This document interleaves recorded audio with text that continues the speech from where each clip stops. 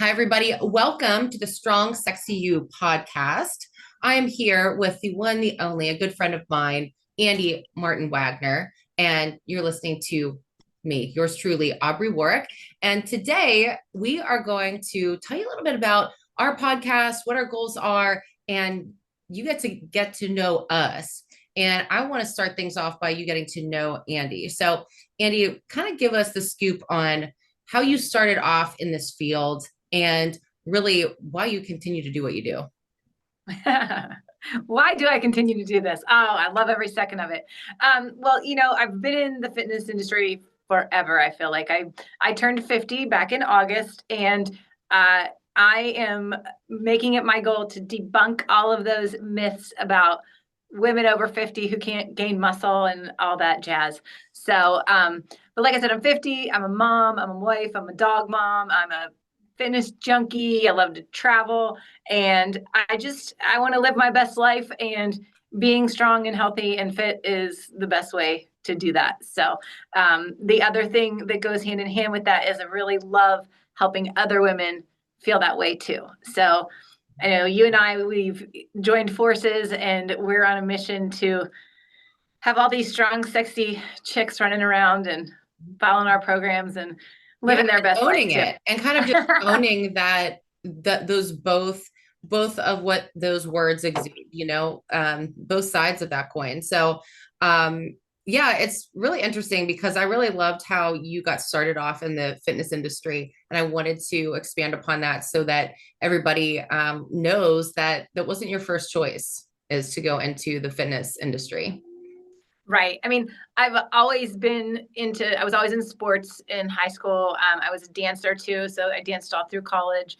Out of high school, I wasn't really sure what I wanted my major to be. But at the end of my 4 years of college, I decided I was going to go into the Pennsylvania State Police Academy, which is weird. Like, you're like, okay, you're a fitness person. But my goal was to go to the academy and do the physical fitness training part. But in order to do that, you had to be a state trooper first. So I went and I took all the tests and I scored really high, and they were calling me all the time. They're like, 10,000 people took this. You're the top 10%, highest female. We want you in here. And at that same time, there was, the worlds collided. And one of my professors at Pitt approached me and asked me to stay on and go to grad school, be a TA. I would have all my school paid for. I would get a stipend. I just had to teach a bunch of classes, and it was 2 years, and I would have my master's in exercise physiology. And so my mom, of course, was like, she did not want me to be a police officer. She's too dangerous. And she's like, why don't you go to graduate school? It's 2 years, and then you can go be a police officer if you want. And so I went to grad school, and I ended up not going to the police academy and stayed in the fitness industry. Mm-hmm. Yeah, when you told me that story, I just heard that story last week, and I was really surprised. I never knew that about you, and I love finding these little things out about you. It's really exciting. So, yeah, and it might be interesting to know how actually Andi did not know this about me when her and I were talking about our joining forces on this podcast. So really how we met, I remember I was about 25, 26, and I was just kind of getting out of a tough time in my life. I was a graduate of Slippery Rock University. I was in exercise science. I had a background in dance and gerontology. I was also had a really good career job. I worked for Silver Sneakers at the time, but I was an account manager for them. And I was going all over the country selling their program, which was the easiest program to ever sell, a free fitness program for gyms. It was great. I was doing really great with that, but my mental health and emotional health kind of took a back seat and was reflective on my body. So I would teach like fitness classes outside of like my day job, so to speak. And I remember I was working out at this gym when you still lived in the Pittsburgh area. And I came out, I probably just taught a yoga class, and I'll never forget this moment. It's funny how these things stick out in your brain. And here comes Andi out of the spinning room at this gym that we both worked out at. She had this red curly hair, and I have curly hair. So I resonated with that. I was like, oh my gosh, another curly haired human. I don't see a lot of those. these days. It's not the 80s anymore. So I see her come out and she's rocking a six pack like you wouldn't believe. And I've also never seen a woman have abs like that. I'm not even exaggerating, and I'm not trying to make you embarrass, Andi. This No, not at all. Bible truth. And I never saw a person like that in person. Now, granted, so I'm 42, I was 27. So we only saw this stuff. There wasn't social media. I only saw people like this on magazines. So here walks this like alien. And I'm like, what is happening? And I was like, who is that person? I really need to know her secrets, because how do you become the best? You want to surround yourself with somebody who's doing it, who knows, who's walking the walk and talking the talk. And a mutual friend of ours, her name's Shelly, she introduced me to you, and kind of the rest is history, because the great thing was you were so welcoming and just like allowing me to be a part of your world. I wanted to start in competitive fitness. I never thought that I could do it. And you just really welcomed me with open arms and said, like, I'm going to help show you the ropes. And really, you know, you were a great mentor to me. That's what I needed. I was really looking for that, and the universe kind of brought us together. So that's how I remember meeting you. And you know, the feelings you had about my abs, I've always felt that way about Aubrey's booty. So we always joke, you know, wish we could make the perfect woman, your butt, my abs, right? But no, I was so excited to meet you because you know, you were fresh into the fitness scene and you were eager to learn. And I was so excited to share my knowledge with someone who really wanted it. So it was a perfect match. So yeah, I'm so happy. That was, you know, almost 20 years ago. And I can't believe it was that long. A lot of great memories since then. And, Yes. you know, I think that kind of leads us into our next point. What kind of keeps you going? Like, what gets you up in the morning that just like juices you with what you do? You know, I love helping people become their best version, and just I will tell you literally what wakes me up in the morning is laying in bed thinking, I can't wait to write up this workout for these people. That's my favorite part of the whole health and wellness biz that we do, is I love creating workouts and I love writing like workouts. You're very creative with your workouts. Like that is Thank something you. I And also that happens at like 5 a.m. So yeah. I am literally in When you're bed in the and I'm like, best. oh my gosh, I got to go write this down. Yeah, that's when you're the clearest. I get it. Yeah. So literally that's what gets me out of bed in the morning. Figuratively, the greatest thing somebody can say to me is that they're thankful that I helped them improve their life in some way. So that gets me out of bed.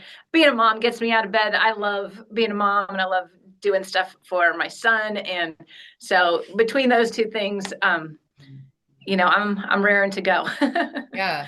But, And it's so apparent. And I've always seen that about you. You know, you and I have different things that we gravitate towards in terms of like what juices us with from like an exercise physiology standpoint. And I know we've both dabbled in both arenas. Like you are definitely, I think I also gravitated towards you early on during my fitness career because I didn't train how you trained. I was like the yoga chick, you know, and I needed someone to kind of push me into those other realms that tested my fitness and also, you know, stepping outside of my comfort zone. So I think you and I have said this before. The cool thing about what we do is that we're artists in our business, is that the creative process of us designing workouts and helping people feel successful, even if it's not like me, even if it's not something that I would just be rip raring to go to do, you still make it fun and interactive because it's a part of you that you put out there.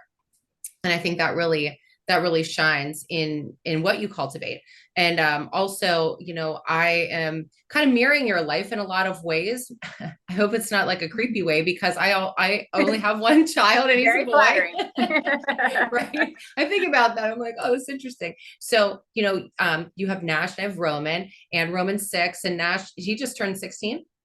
he just turned 17. 17. So okay. They're 11 years apart. Yeah. Okay. 11 years apart. Yeah. So it's been very interesting too, you know, because we don't necessarily, it's different with just an only child. So that's a topic for another day, but I always like to talk to people who just have one, because sometimes people, you know, they expect you to have more. And why didn't you? I know. I have a very funny story about you and Nash, though. I don't know if I've ever told you this. Back in the day when we lived in the South Hills of Pittsburgh, and you would come out and we would practice our routines, and sometimes I would have Nash with us because the childcare wasn't open or whatever it was. And then you would go home and we would go to our house and music would come on and Nash would start dancing. And he would dance a little bit and then he would roll around on the floor and then he would get up and dance and he'd roll around the floor. And I looked at my husband, I'm like, what is he doing? And then we're like, oh my gosh, he's doing Aubrey's fitness routine. That is awesome. That is awesome. I love it. So you don't have to tell them stuff. That's why it's so important to lead by example, isn't it? Yes, yes. Yeah. Yeah. You don't tell them what to do, you show them what to do. That is adorable. I love that. Yeah. So, this one is definitely a question for both of us. And how do we keep up with the current fitness trends? Because that's the one thing that we are in a field, and I'm sure many fields are like this, but in the fitness field specifically, fitness, nutrition, wellness, it is a revolving door of trends. And what's the next hot buzzword in terms of, everyone's obsessed with butt stuff these days, right? And it used to be like everyone wanted the six pack or the bolder shoulders or something along those lines. And also with nutrition, gut microbiome, or we want to do this cleanse. And I want to hear from you, like, how do you feel about the trends and how do you like to keep up with them? Or do you just not want anything to do with it? Well, I mean, I try and keep up as much I can, of course, with our certifications, they make us do all the continuing education. So you read the little article, you take the quiz, whatever. But some of that stuff, while they are making the take a quiz about it now, I don't feel like it's evolved so much. Like, I feel like some people are still teaching the food pyramid. And yes. So there are a couple people that I like to watch. You got me hooked on Jeff Cavalier. Love him. Oh, so good. Yeah. There's another guy I watch on YouTube, Jacob Gooden. He's awesome. It's really hard because you have to figure out who do we trust and who does know what they're talking about, who doesn't know what they're talking about. I think our education is a great foundation. Both of us have degrees in exercise science, exercise physiology, but I think we really need to be particular in who we listen to and, look and watch and read all the different things, because some people are still stuck in the Stone Ages and we want to keep progressing. We want to follow those good trends, but we want to make sure they're legit. Mm-hmm. I hope that makes sense. Absolutely. Absolutely. And I think that, I think the trends keep us fresh in terms of always evolving and always saying, okay, like you said, we have the foundation of whatever the hot topic is, but then we can take it maybe one step further because science is always evolving and changing. And that's a big part of, what I think why we love what we love. I mean, you and I have done so many different dietary experiments, I think in a healthy way, right? Yeah. Because it's a matter of like, does this make sense with us? Does this sit with us? Is there logic behind it? Is there science behind it? And in the same breath, I can say how I choose to eat now is totally opposite of how I chose to eat 10 years ago, which I still thought was healthy. Exactly. And in the way we train, I mean, we used to think the more cardio, the better. And now I'm just trying to do as little cardio as possible, Yeah, absolutely. It's always evolving, and we have to be, I think that's part of being a good trainer, being a good coach, is being willing to change with the times. I mean, I know a lot of people, trainers my age, who are doing what they did 25 years ago. And,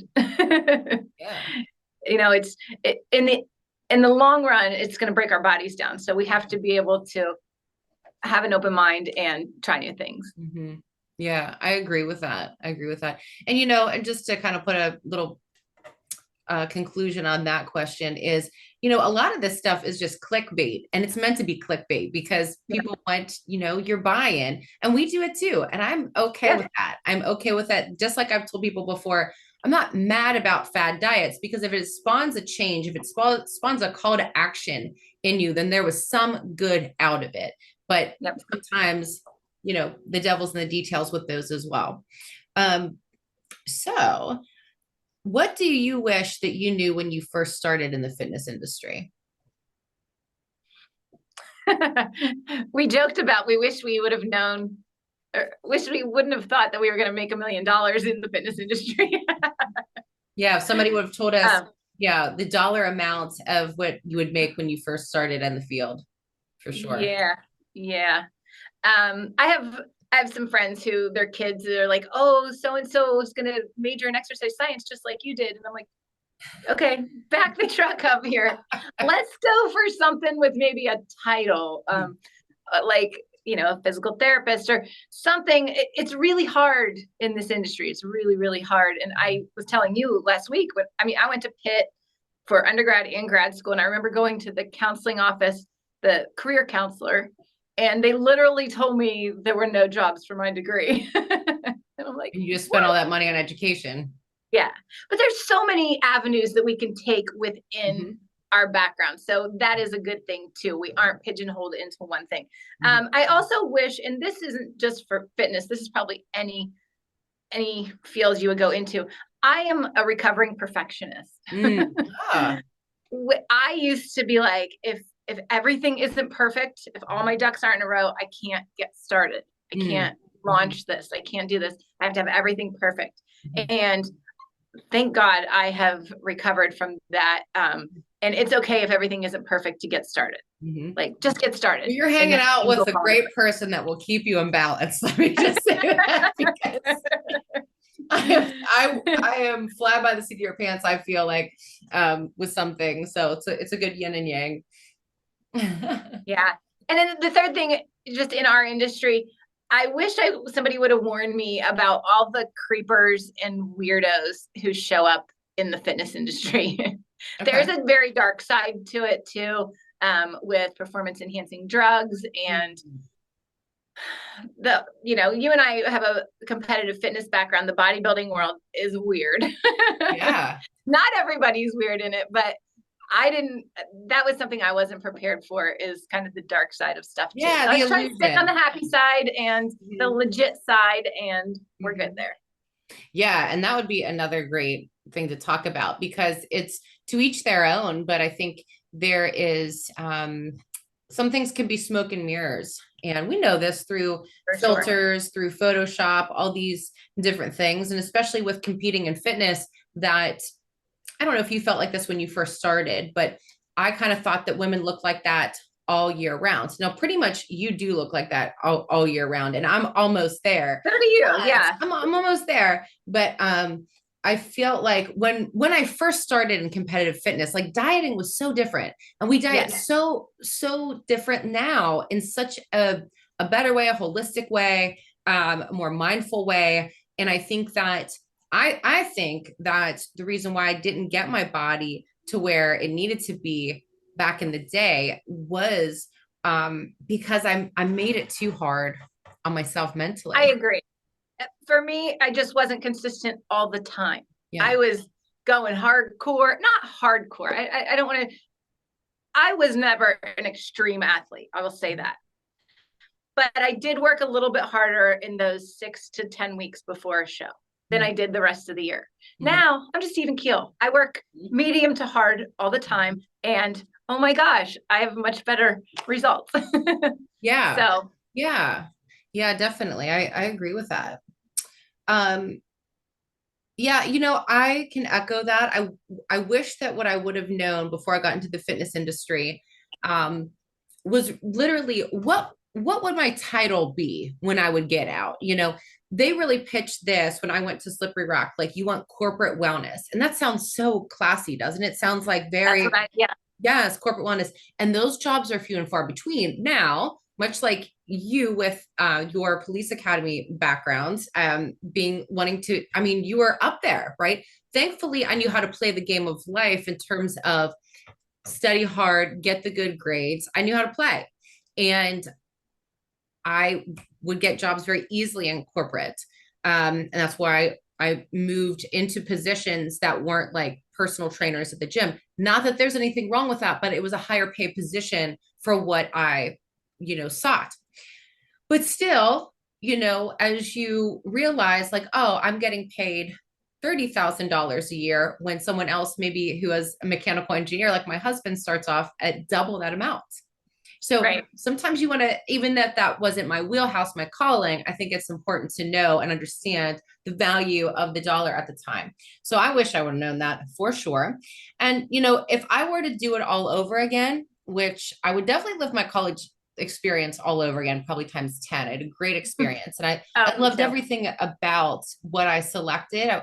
I really would have I would have went into business specifically, not for an MBA, but I think in terms of locking arms with people who were very successful in business, because that's what we do. We are in the business. Our body is our brand. Our clients are our business. And that is something that, you can learn by trial and error as you go, but I much would have rather have done that early on. Yeah, I would have, if I could go back and do it all over again, I probably wouldn't even be in the fitness field. Mm-hmm. My like dream job would have been to be in broadcast journalism, be on the news. I want to be on the news. So that's what, with this podcast, it's kind of like what we're doing, right? Yeah, right. I grew up exactly. I grew up in a very, very small town in central to eastern Pennsylvania. And this sounds like such a cop out, but I swear to God, this is true. The news stations weren't anywhere near where I lived. They were like over an hour away. So when I was growing up, like that wasn't even a job that I knew anybody had. That sounds so stupid. But I mean, now, one of my son's really good friends, his dad's a news anchor. Like we know people who do it. But when I was growing up, that seemed so far fetched. Like it didn't even cross my mind to do that because I didn't know anybody who did it. Those people who did it were like celebrities in another city. Yes. No. And I don't think it sounds stupid at all. I think it's just a different time that, we're going to date ourselves a little bit, but this is, circa, in the 90s or that was the late 90s, 80s. early 2000s. And right. This is before the dawn of YouTube. So did YouTube start in like 2006 or 2007? So I think even before then, when we didn't have this exposure to that, and our only source was really like our college professors. So it wasn't, it was totally intangible. Yeah. I mean, I will date myself. The internet started like at the very end of my grad school. So like 1996. I remember doing some research online at the end of 96, right before I graduated. So, but it's all good. It's all good. It is. We're meant to be where we are right now, but it's fun to kind of play that game. Like, what if? Oh yeah, for sure. Yeah. So I don't want to miss anything out of this, Andi, in terms of like for everybody to kind of get to know us before we talk about really what our goal is of this podcast and joining forces. So did I forget anything? Well, you asked me last week if I had a favorite quote, and I do, but do you? We're going to think about that. Did you find one? So you know what? I felt, okay, I'm going to go with a quote that I just read because I'll tell you my old school favorite quote real quick, but I always used to say this since I was 20 years old. Work like you don't need money, love like you've never been hurt, sing like nobody's listening, and dance like nobody's watching. So my one friend, she hates that quote. She's like, Aubrey, really? That's your quote? I'm like, but the point of the quote is you go all in. Yes. You go all in and you have it doesn't matter who's around, it's you versus you. So it's the depth of that quote, and probably, so many quotes are like that. But one that I've been sharing recently at my studio specifically is a Buddha quote. And it's, you become what you think. Okay. I like that. So whatever's between your ears, you want to make sure, that's where we live. Yeah. It's a matter of like, how do we choose those thoughts each and every day that are going to get us to where we be? Because you and I are working to transform people physically, but it's not, we just don't take their physical. We have to work on the mindset big time with them. So when we do that, it's a matter of like, there's a lot of negative juices going on there between everyone's ears.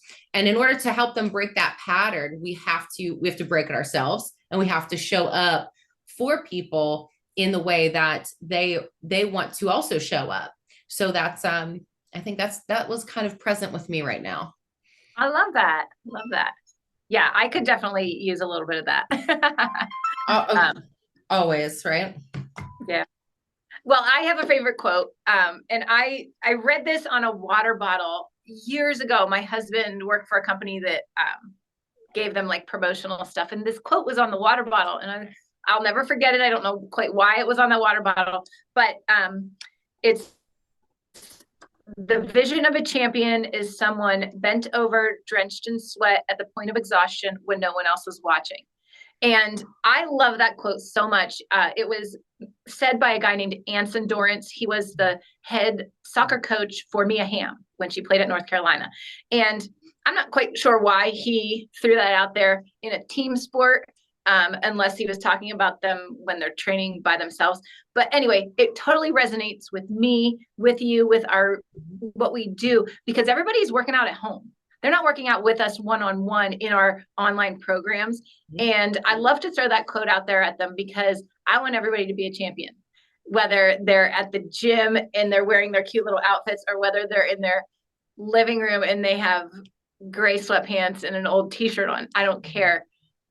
Be, bent over, drenched in sweat at the point of exhaustion when nobody else is watching. I think that, it gave me a little goosebump there. And even if they are watching, do it anyway. That's what Heck yeah. That's what I say to that, because, and I really resonate with that because, I use my morning workouts now as it's my morning ritual. It is how I start my day. I do a lot of my personal development during my workouts. So it's like blinders on and I go all in. I am totally with you on that, where and that's your time. You have to make the most of your time. And that's where we say, dance like nobody else is watching. Who cares? Yeah, it is. It totally is. And if people are honestly in this day and age, nobody is watching, Andi, because everyone's on their phone. Nobody cares. Yeah. And if anyone comes up, God bless the older guys at the gym. The only people who are coming up to you are the people that don't have their smartphone. And it's usually the geriatric population. So, and that is what it is, right? So I love that quote. So yeah, I want to talk a little bit about, to round this out, our desirables for this podcast and the value that our listeners are going to get out of Strong Sexy You. Our main goal is to provide everyone with what is current in the fitness industry, absolute mindset motivation, and expanding upon your current health habits and actually making them stick to last a lifetime. So that's where I feel the direction that we are going to take it. So this would be of value to the listener to keep listening, because you never know what type of information you're going to get that is going to help you continue on your consistency quest. For sure. And I mean, we'll do a lot of reminiscing and storytelling, but that is such a great educational tool, is to hear other people's experiences. And while we know more than any field, everybody is different. What works for me isn't going to work for you, isn't going to work. But it's just cool to hear what other people do so that you have a bigger toolbox to grab some things from. And, I never thought about lemon water in the morning, or, just all the little things that we do throughout the day to enhance our healthy lifestyle. It's just cool for people to hear that and kind of, throw it in their bag and try it out themselves. So I'm excited for that part where we just have a lot of storytelling and share our favorite things, whether it's a favorite exercise or a favorite product. And I don't know, just get the word out. Yeah, absolutely. Okay. So our signature question, all right, at least this is what we're going with for right now. At this season of your life, what makes you strong and sexy? Well, what makes me strong? I am incredibly independent. I went to college when I was 17. I've pretty much, I won't say financially been on my own, but I can totally take care of myself. That makes me strong. The heavy weights I've been lifting, that makes me strong. The sexy part, I don't often feel sexy myself, but I feel very confident. And that comes from being independent, being strong, not being afraid to try things, not being afraid to be embarrassed. That gives me that confidence. So I think confidence is pretty sexy. It is, definitely. I've How said about this you? before. Think of like, and I'm sorry, I'm just gonna do this. Okay. Uh, Think of the guys who are like, or human beings, right? That maybe they got like a little, midsection going on, receding hairline, whatever, but they're still so sexy, right? Think of like a movie star that's not your right. typical buff, Brad Pitt back in the day, right? I like character flaws, but I more or less like the energy behind that. So that to me, can definitely be sexy. Absolutely. Yeah, what makes me strong and sexy? I think at this season of my life, what makes me strong is continuing to persevere through the mental aspect of everyday life. I think that has always been a challenge for me. I'm definitely, I've kind of wired myself to be an overthinker.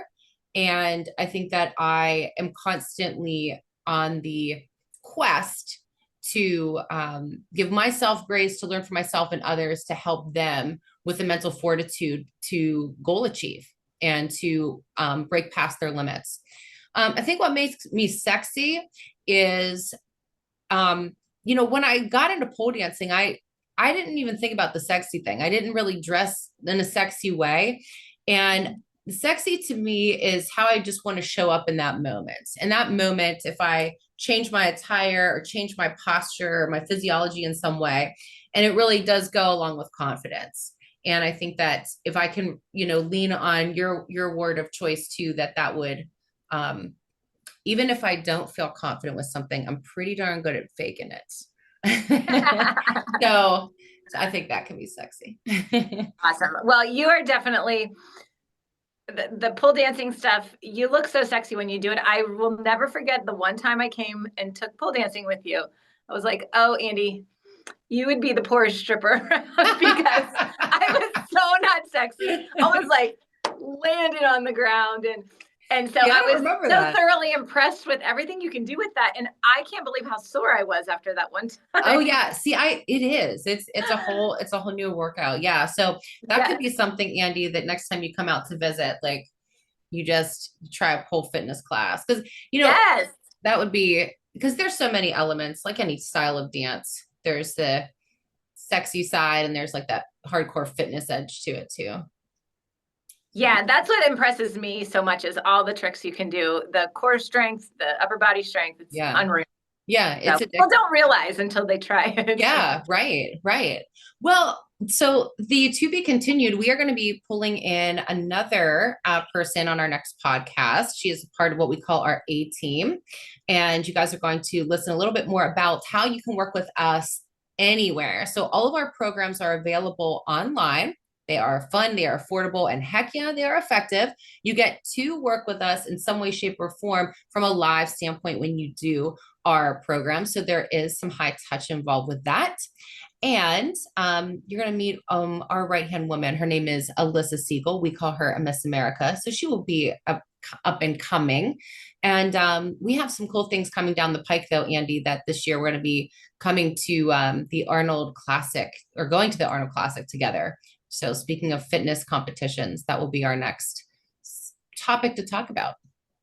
Yeah, I'm excited. I haven't been to the Arnold in, oh my gosh, probably over 10 years. So I'm excited to go walk around the expo, check all the new gadgets out, spend time with you and Alyssa. We're going to do a little photo shoot, grab some dinner, do some business brainstorming. So I think it's going to be a productive weekend in Columbus. Yeah, excellent.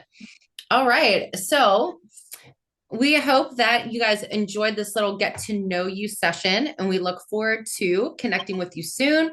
In the meantime, we are going to ask you to like and subscribe to our podcast, and stay tuned, all you strong, sexy you people. Bye, everybody. Bye.